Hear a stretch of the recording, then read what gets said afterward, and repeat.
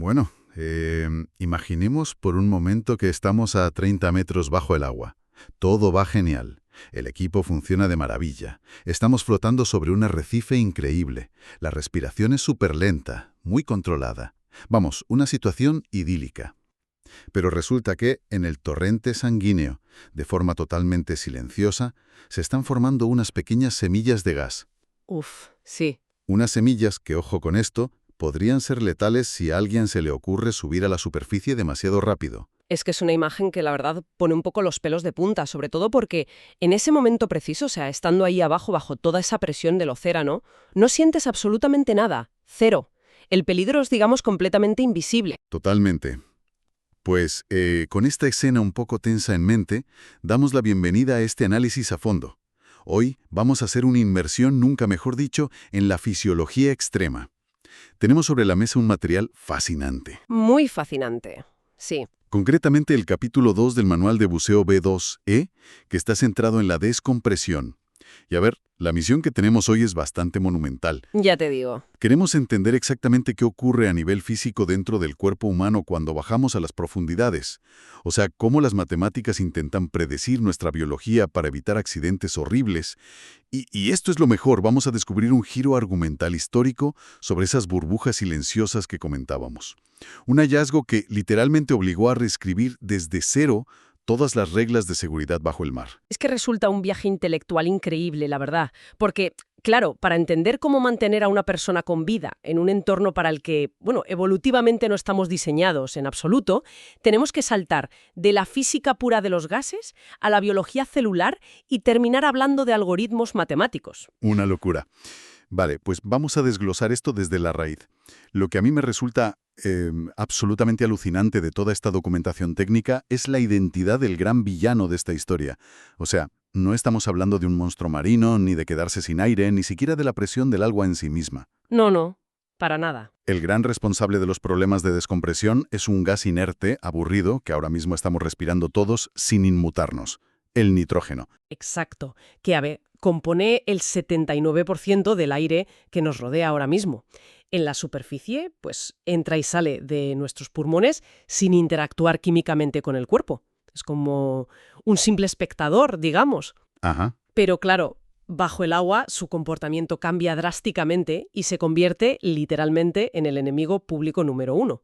Y bueno, para entender por qué ocurre esto, hay que hacer una distinción fundamental sobre cómo se comporta un gas dependiendo de dónde se encuentre alojado dentro de nosotros. Claro, porque supongo que no es lo mismo tener el gas ahí suelto en una cavidad que tenerlo disuelto en un líquido, ¿verdad? Ahí está la clave de todo. Fíjate, en los alvéolos de los pulmones, el nitrógeno está en fase gaseosa. Sus moléculas van a toda velocidad por un espacio vacío, chocando contra las paredes. Y ahí es cuando en física utilizamos el término presión parcial. Vale. Presión parcial. Me lo anoto. Sí, pero claro, cuando ese nitrógeno cruza la barrera pulmonar y pasa a la sangre y a los tejidos, pues su estado cambia por completo. Se disuelve, pasa a una fase líquida rodeado de otras moléculas que hacen de disolvente. Y aquí viene lo importante. Cuando un gas está disuelto en un líquido, ya no hablamos de presión parcial, sino de tensión. O sea, presión parcial para el gas que está rebotando libre en los pulmones y tensión para el gas disuelto en la sangre. Entendido. Eso es. Entonces, a ver si lo pillo. Antes de saltar al agua, nuestro cuerpo en la superficie está en un equilibrio perfecto. La presión del gas en los pulmones coincide exactamente con la tensión del gas que está disuelto en nuestros tejidos. La balanza está equilibrada a una atmósfera de presión. Correcto. Pero claro, luego te tiras al mar, empiezas a descender y ahí se lía. Se lía bastante, sí, porque al descender aumenta la presión externa, o sea, todo el peso de esa columna de agua que tienes encima. Y esto rompe el equilibrio, pero de manera instantánea. De golpe. Claro, al aumentar la presión fuera, la presión parcial del nitrógeno gaseoso que tienes dentro de los pulmones se dispara exponencialmente. La balanza se inclina muchísimo. Y aquí hay una regla de oro en la física de gases aplicada a la fisiología, que es el gradiente. El gradiente, vale. Sí, básicamente significa que el nitrógeno siempre va a viajar de forma muy agresiva desde donde hay más presión hacia donde hay menos tensión. O sea, es como abrir las compuertas de una presa, ¿no? Tal cual. El nitrógeno de los pulmones empieza a invadir el torrente sanguíneo a un ritmo brutal. Y aquí leí un factor químico muy interesante en las fuentes, porque, a ver, no todos los líquidos de nuestro cuerpo absorben los gases con la misma facilidad. Depende de algo llamado afinidad química.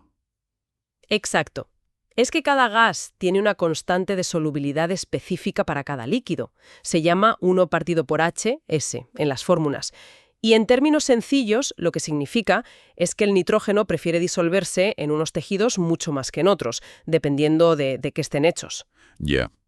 Y la sangre, claro, al estar circulando constantemente por los pulmones, pues actúa como una esponja rapidísima, reacciona al instante y se satura enseguida de este nitrógeno a alta presión. Y las matemáticas de este proceso, por lo menos en esta primera fase del descenso, me parecieron casi un juego de niños. O sea, si a nivel del mar un tejido tiene, pongamos, 10 miligramos de nitrógeno disuelto, al bajar a 10 metros, que son 2 atmósferas de presión, tendría que admitir 20 miligramos para volver a saturarse y equilibrar la balanza. Sí, sí. Y a 20 metros, que son 3 atmósferas, pues la cifra sube a 30 miligramos. Es una multiplicación directa. Matemáticamente en ese punto es súper simple, sí. Pero la complicación de verdad surge cuando entra en juego nuestra anatomía real. Porque claro, la sangre recoge esos 30 miligramos en los pulmones y hace de sistema de reparto. Tiene que llevar ese gas por todo el cuerpo, a tejidos que son radicalmente distintos entre sí. Hueso, grasa, músculo. Eso es, cartílago, cerebro, y cada uno de esos tejidos absorbe el nitrógeno a una velocidad completamente distinta. Espera, a ver si lo puedo visualizar de otra manera para quienes nos escuchan. Es como el tráfico de vuelta a una gran ciudad un domingo por la tarde. A ver, cuéntame. Yo me lo imagino así. La solubilidad, o sea, la cantidad de nitrógeno que un tejido puede admitir, sería el número de coches que quieren entrar en la ciudad. Si el tejido tiene mucha afinidad, pues hay un montón de coches en la carretera.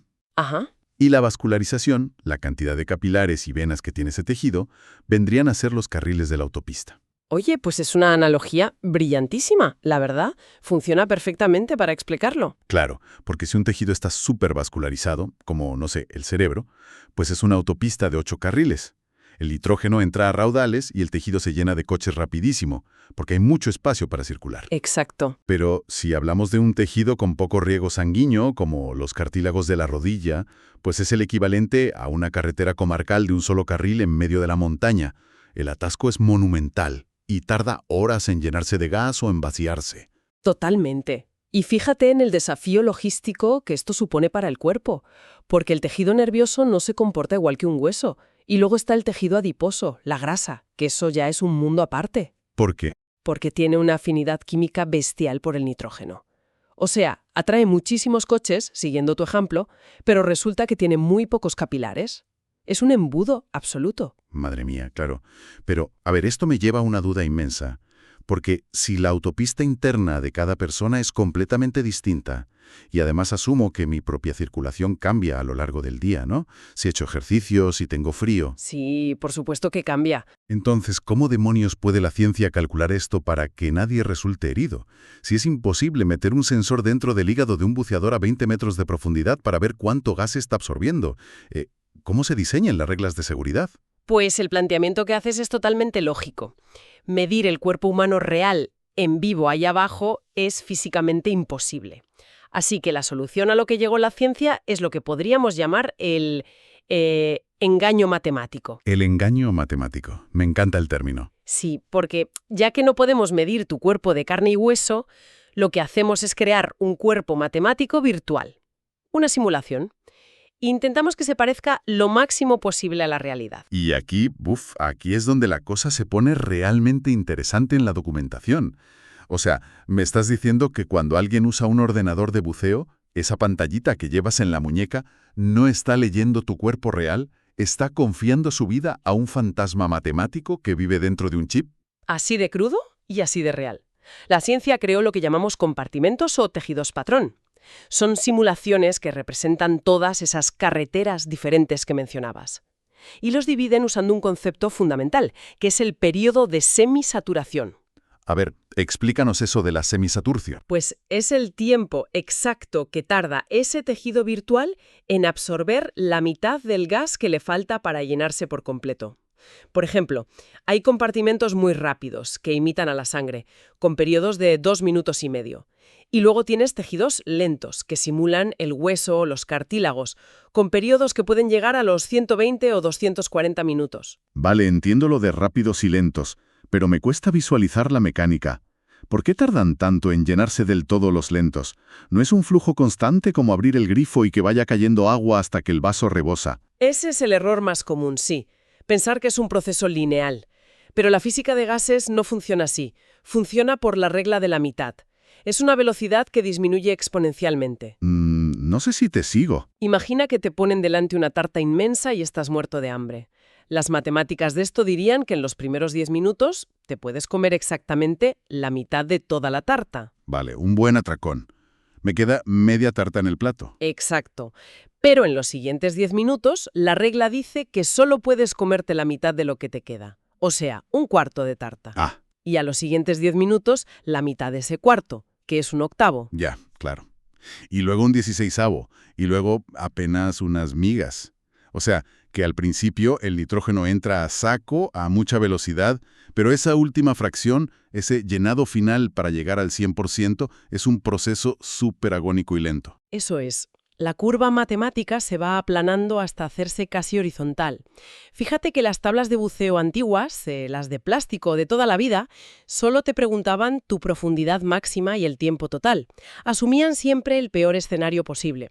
Pero los ordenadores actuales llevan hasta 10 o más de estos tejidos fantasma programados a la vez y van calculando esta regla de la mitad minuto a minuto en base a tu inversión real. O sea, resumiendo esta parte, bajamos al fondo, la presión externa sube, los pulmones se llenan de nitrógeno a alta presión y nuestra sangre hace de camión de reparto, llenando las tartas de todos esos tejidos poco a poco. Eso es. El ordenador lo va calculando. Pero todo esto deja algo clarísimo, y es que el viaje de ida, el ir hacia abajo, no causa ningún problema fisiológico de riesgo. El verdadero momento crítico de vida o muerte viene cuando toca volver a la superficie. Claro, es que el ascenso lo cambia absolutamente todo. Al empezar a subir, la presión de esa columna de agua que tienes encima empieza a bajar. Y como consecuencia directa, la presión parcial del nitrógeno dentro de tus pulmones cae en picado. Y se invierte todo el proceso. Exactamente. El gradiente se invierte. Ahora resulta que son los tejidos de tu cuerpo los que tienen una tensión de nitrógeno mucho mayor que la de tus pulmones. Así que el gas tiene que hacer el camino inverso, salir del tejido, a la sangre, viajar a los pulmones y ser exhalado. Y a ver, entiendo que si el ascenso es lento, los tejidos están en un estado de, digamos, sobresaturación ligera. Tienen un poquito más de gas del que teóricamente deberían, pero el cuerpo lo gestiona y el gas sale suavecito. El problema viene si cruzamos una línea roja matemática muy estricta que las fuentes llaman el coeficiente M o valor M, ¿no? Ese coeficiente M es el pilar central de toda la teoría de la descompresión. Representa el límite absoluto de sobresaturación que un tejido puede aguantar antes de fallar catastróficamente. Fíjate que hay tejidos resistentes que aguantan un 200% de sobresaturación, o sea, el doble del nitrógeno que les correspondería. Tela. Sí, pero si rebasas ese valor porcentual exacto, la física dice basta. El nitrógeno ya no puede mantenerse disuelto de forma líquida en la sangre, necesita escapar ya y se gasifica de golpe. A ver si lo puedo comparar con algo cotidiano para que nos hagamos una idea. Pienso en este coeficiente M como cuando estás sirviendo agua en un vaso y lo llenas hasta el mismísimo borde. Ajá. Gracias a la tensión superficial, le echas unas gotitas más y ves que el agua hace como una curvita, una cúpula por encima del cristal y no se cae. El vaso está ligeramente sobresaturado, pero aguanta. Sí, se entiende perfecto. Pero claro, si te pasas 1 milímetro, si cae una sola gota de más, esa tensión se rompe de golpe, el equilibrio colapsa y el agua se desparrama por toda la mesa. En nuestro cuerpo, si pasamos ese límite matemático, la sangre deja de fluir bien y empieza literalmente a hervir, ¿no? Tal cual. Y empieza a formar lo que en medicina llamamos macroburbujas. Las consecuencias de esto son devastadoras. Es lo que desencadena la famosa enfermedad por descompresión. Y la documentación cita unos estudios tremendos del doctor Jordi de Sola que clasifica este disbarismo en 4 categorías. A ver. La más leve es la cutánea. Las burbujas bloquean capilares bajo la piel y causan unas manchas moradas y un picor insoportable. Luego está la muscular. Ahí las burbujas se meten físicamente entre las fibras del músculo o en las articulaciones y, claro, causan un dolor punzante que, por cierto, no se quita con ibuprofeno ni con ningún analgésico normal. ¿Por qué no? porque el daño es mecánico, es una burbuja empujando el tejido, no es solo inflamación. ¡Qué horror!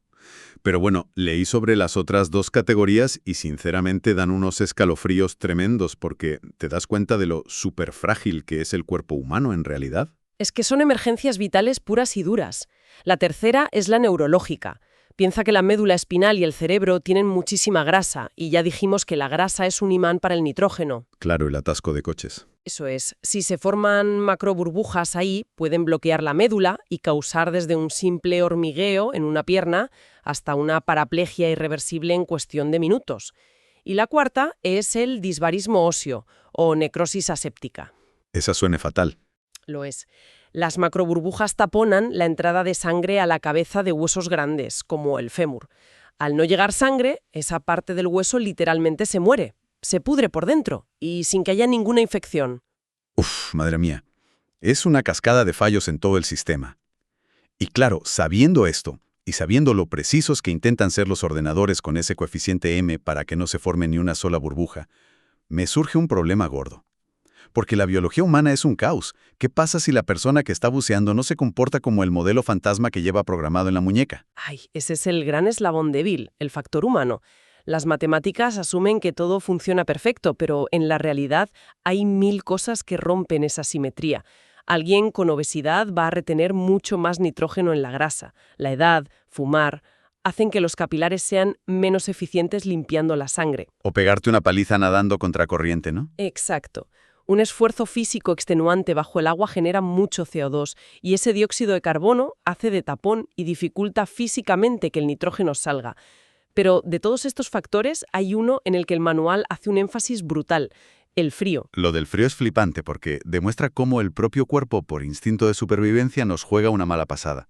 Si tienes mucho frío bajo el agua, el cerebro decide que lo importante es proteger los órganos del torso, el corazón, los pulmones. Claro, supervivencia pura. Así que hace un cortocircuito. Cierra los vasos sanguíneos de los brazos y las piernas, los hace más estrechitos para retener el calor en el centro. Pero claro, al hacer eso, secuestra el nitrógeno. Todo el gas que tenías disuelto en las piernas y los brazos se queda atrapado. No puede viajar de vuelta a los pulmones porque las carreteras están cerradas. o sea, mi ordenador de buceo está asumiendo que mi sangre sigue fluyendo normal y está descontando el nitrógeno matemáticamente. Pero mi cuerpo está cerrado a cal y canto. El gas sigue en mis piernas. El ordenador me dice, ya puedes subir, pero en el fondo me está mintiendo por omisión. No te miente, simplemente es ciego a tu fisiología real. No sabe que tienes frío.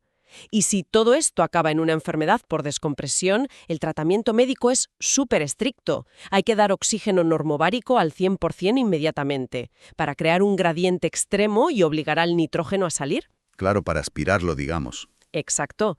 Se da muchísima hidratación para diluir la sangre y hay que llevar al paciente volando a una cámara hiperbárica. Allí lo vuelven a presurizar, lo meten a profundidad pero en seco y bajo control médico, para obligar a las burbujas a disolverse otra vez. Y hablando de tratamientos, hay una prohibición absoluta en todos los manuales que me llamó la atención. Porque, a ver, usando la lógica pura ante una emergencia, si tú sales a la superficie te empiezas a encontrar mal y te das cuenta de que te ha faltado tiempo de descompresión bajo el agua, Sé por dónde vas. la intuición te grita, pues coge una botella nueva, vuelve a bajar a 15 metros y termina de descomprimir allí. Pero claro, esto está considerado un error letal. ¿Por qué es tan terrible esa idea? Porque en cuanto te metes en el agua, pierdes todo el control sobre el entorno y sobre el paciente. El manual da 4 razones que desmontan esa falsa intuición.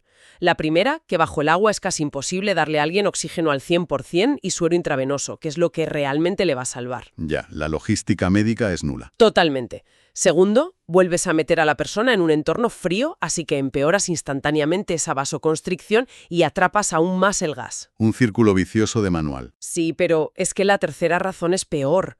Una persona con descompresión es propensa a sufrir un síncope, un desmayo repentino. Si te desmayas en una cama seca de una clínica, te atienden y ya está. Si te desmayas a 15 metros de profundidad con un regulador en la boca... Te ahogas en segundos. Madre mía. Tal cual. Y la cuarta razón es que bajo el mar dependes del entorno. Si cambia la corriente o te quedas sin aire, vas a tener que hacer un segundo ascenso de emergencia y eso multiplicaría las macroburbujas hasta causarte unas lesiones catastróficas. Visto así, tiene toda la lógica del mundo que esté prohibidísimo. Vale, pues llegados a este punto, parecía que la ciencia lo tenía todo atado. Usamos ordenadores modernos, seguimos a nuestros tejidos fantasma, no pasamos frío y nos libramos del valor M. Caso cerrado. Parecía. Fue un momento de desconcierto total en la comunidad científica. Había buceadores hiperdisciplinados, gente que seguía su ordenador al segundo, que no cruzaban el coeficiente M para nada y que de repente acababan en la cámara hiperbárica con descompresión severa. ¿Qué me dices? Matemáticamente era imposible, pero médicamente estaba pasando. Y el misterio no se resolvió hasta que los médicos empezaron a usar la tecnología Doppler. Básicamente les pasaban unos ultrasonidos a los buceadores recién salidos del agua y esa máquina permite, digamos, escuchar lo que pasa dentro de las venas. Y lo que escucharon tiró por tierra todo lo que se creía. Encontraron unas cosas que llamaron burbujas silenciosas o microburbujas. Un ejército de semillas de gas diminutas flotando por la sangre de absolutamente todos los buceadores, incluso de los que estaban sanísimos y sin síntomas. Exacto. Pero a ver, yo aquí me paré a pensar. Por pura física, si tienes una burbujita enana de gas a 3 atmósferas de profundidad, metida en un líquido, el peso bestial del océano debería aplastarla como a una lata y disolver el gas al instante. ¿Cómo demonios sobreviven esas semillas? Es que los físicos de la época pensaban exactamente lo mismo que tú. Deberían desaparecer, pero resulta que la biología es más lista y hace trampa. Estas microburbujas sobreviven porque se recubren de unas sustancias que tenemos en la sangre llamadas surfactantes o tensioactivos. Tensioactivos, como el jabón. Exactamente igual, alteran la tensión superficial. Estos surfactantes envuelven la burbuja pequeñita y le crean como una armadura, una coraza microscópica que impide que la presión inmensa del agua las aplaste. Es una pasada cómo reacciona el cuerpo, de verdad. ¿Y el peligro de llevar esta coraza es que se convierten en esponjas de gas? Claro, la armadura las protege de ser aplastadas, pero es permeable, no impide que la burbuja absorba gas. Así que mientras sigues buceando, el nitrógeno que va suelto por tu sangre se va colando dentro de estas semillas silenciosas y las va inflando poquito a poco. A ver, es como inflar un globo de estos de cumpleaños, ¿no? Ajá, a ver la analogía. El primer soplido, vencer la goma para crear el espacio inicial, te cuesta una barbaridad. Te dejas los pulmones. Pero una vez que el globo ya está medianamente inflado, meterle más aire cuesta muchísimo menos esfuerzo. Totalmente. Pues estas microburbujas blindadas serían como globos preinflados que ya viajan por tus venas, esquivando las matemáticas. Y si haces inmersiones seguidas, se van acumulando. Están ahí esperando a que hagas un ascenso brusco. Y como ya están formadas, no necesitan superar ese límite matemático del valor M para expandirse de golpe y convertirse en macroburbujas mortales. Exacto. Ya tienen el terreno ganado. Y este descubrimiento fue el momento eureka, que lo cambió todo. Los modelos de seguridad modernos nacen de aquí. De hecho, el texto destaca mucho a pioneros como Richard L. Pyle, un biólogo marino que bajaba muchísimos metros a buscar peces raros y notaba una fatiga tremenda al salir, una fatiga que según las matemáticas no debería estar ahí. ¿Y qué hizo? Pues empezó a probar cosas en su propio cuerpo a base de ensayo y error. Y se dio cuenta de que si hacía paradas en aguas muy profundas mientras subía, esa fatiga desaparecía. Lo que estaba haciendo empíricamente era frenar el crecimiento de esas burbujas silenciosas antes de que se hicieran grandes. Y a partir de ahí nacen algoritmos supermodernos para los ordenadores, ¿no? Como el RGBM o el VPM. Eso es, la diferencia brutal es que los modelos antiguos solo calculaban cuánto nitrógeno estaba disuelto en el tejido. Los modernos van un paso más allá e intentan calcular el gas libre, el volumen de gas que ya se ha metido dentro de las microburbujas. Qué maravilla de tecnología. Sí, van ajustando ese límite, ese coeficiente M, en tiempo real. Si el ordenador detecta que has bajado muy de golpe o llevas 3 días buceando a saco, asume que estás lleno de semillas y te frena.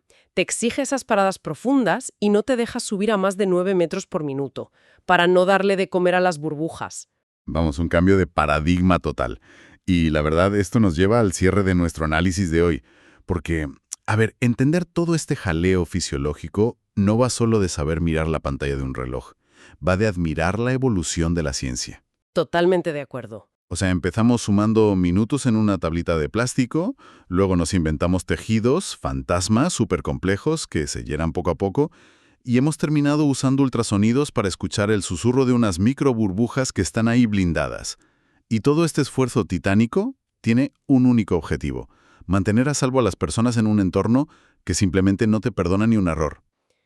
Y fíjate, si conectamos esto con un aprendizaje para la vida en general, es un recordatorio buenísimo de lo importante que es prestar atención a las anomalías.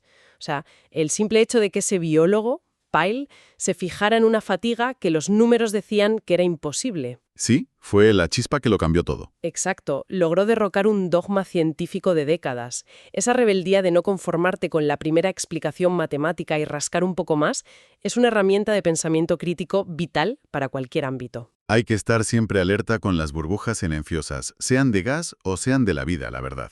Sí. Y, oye, aprovechando esta evolución de la ciencia, me gustaría lanzar una reflexión final para quienes nos escuchan, para darle una vuelta más a este tema. Adelante, somos todo oídos. Hemos visto que hoy en día nuestra vida depende de algoritmos hipercomplejos, que son buenísimos, sí, pero siguen simulando matemáticamente nuestro cuerpo. Son predicciones. Así que la gran pregunta es, ¿cuánto tiempo creéis que va a pasar hasta que la biotecnología dé el salto y nos ponga sensores subdérmicos reales? Buf, claro. Imagínate un parche biomédico que no intente adivinar, sino que mida en vivo, segundo a segundo, cuánta tensión de nitrógeno hay de verdad en tu sangre y qué tamaño exacto tienen tus microburbujas en ese mismo instante. El día que eso se comercialice, esos ordenadores que hoy vemos como el culmen de la tecnología van a quedar obsoletos al segundo, serán piezas de museo. ¡Qué barbaridad! Me dejas la cabeza volando con esa perspectiva de futura. Pasar de simular fantasmas a medir la realidad del cuerpo en vivo. Nos quedamos sin duda con esa reflexión apuntada. Oye, muchísimas gracias por ayudarnos a diseccionar unos conceptos fisiológicos tan complejos con esta claridad. Ha sido un placer. El placer ha sido mío, de verdad. Muchísimas gracias por el espacio para hablar de esto. Y a quienes han compartido este rato de conocimiento con nosotros, mil gracias por sumergirse, de nuevo, nunca mejor dicho, en este análisis a fondo. Nos vemos en la próxima inversión en los datos.